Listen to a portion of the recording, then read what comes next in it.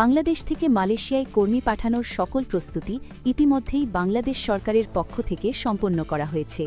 দেশের অভ্যন্তরে যে সকল দাপ্তরিক কাজ বা লাইনঘাট ঠিক করার প্রয়োজন ছিল তার শতভাগ প্রস্তুত। এখন পুরো প্রক্রিয়াটি নির্ভর করছে কেবল মালয়েশিয়া সরকারের আনুষ্ঠানিক ঘোষণার উপর। মালয়েশিয়ান সরকার যেদিন থেকে কর্মী নেওয়ার তারিখ ধার্য করবে এবং চূড়ান্ত সবুজ সিগন্যাল বা গ্রিন সিগন্যাল দেবে, সেদিন থেকেই বাংলাদেশ থেকে কলিং ভিসার কার্যক্রম পুরোদমে শুরু হয়ে যাবে। সংসদে মাননীয় প্রতিমন্ত্রীর বক্তব্য ও ভবিষ্যৎ পরিকল্পনা।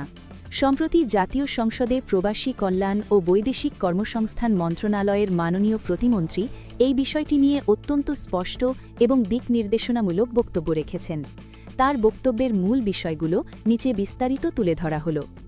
রেমিটেন্স যোদ্ধাদের মূল্যায়ন। সরকার দেশের অর্থনীতির মূল চালিকা শক্তি হিসেবে প্রবাসীদের অবদানকে সবসময় অগ্রাধিকার দেয়। দেশের অর্থনীতিকে সচল রাখতে এই রেমিটেন্স যোদ্ধাদের ভূমিকা অনস্বীকার্য। 1 কোটি কর্মসংস্থানের লক্ষ্যমাত্রা। বর্তমান সরকারের নির্বাচনী ইশতিহার অনুযায়ী আগামী 5 বছরে বিদেশে 1 কোটি মানুষের কর্মসংস্থান সৃষ্টির বিশাল পরিকল্পনা রয়েছে। এর জন্য প্রথম 6 মাসের বা 180 দিনের একটি বিশেষ রোডম্যাপ ধরে কাজ এগোচ্ছে। মধ্যপ্রাচ্যের শ্রমবাজারে সংকট।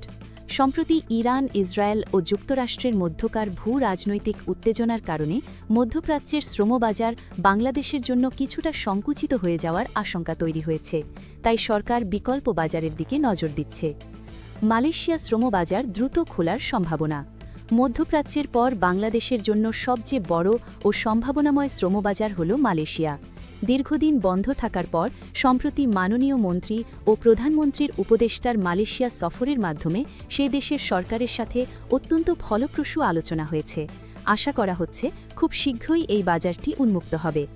নতুন শ্রমবাজারের সন্ধান।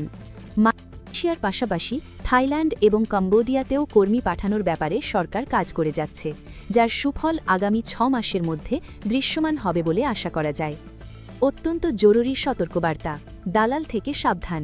এই মুহূর্তে আপনাদের জন্য সবচেয়ে গুরুত্বপূর্ণ তথ্য হল, মালয়েশিয়া সরকার এখনও আনুষ্ঠানিকভাবে কর্মী নেওয়া শুরু করেনি এবং এখন পর্যন্ত কোনো রিক্রুটিং এজেন্সি বা মেডিকেল সেন্টারের নামে প্রকাশ করা হয়নি। কোন কোন এজেন্সির মাধ্যমে বা কোন মেডিকেল সেন্টার থেকে স্বাস্থ্য পরীক্ষা করে মালয়েশিয়ায় যাওয়া যাবে তা সরকার চূড়ান্ত করে নোটিশ দেওয়ার পরেই জানা যাবে। তাই এই মুহূর্তে কোনো দালাল, প্রতারক চক্র বা তথাকথিত এজেন্সিকে মালয়েশিয়া যাওয়ার নাম করে কোনো টাকা পয়সা বা পাসপোর্ট দিয়ে প্রতারিত হবেন না। সম্পূর্ণ প্রক্রিয়াটি শুরু হওয়ার জন্য অপেক্ষা করুন।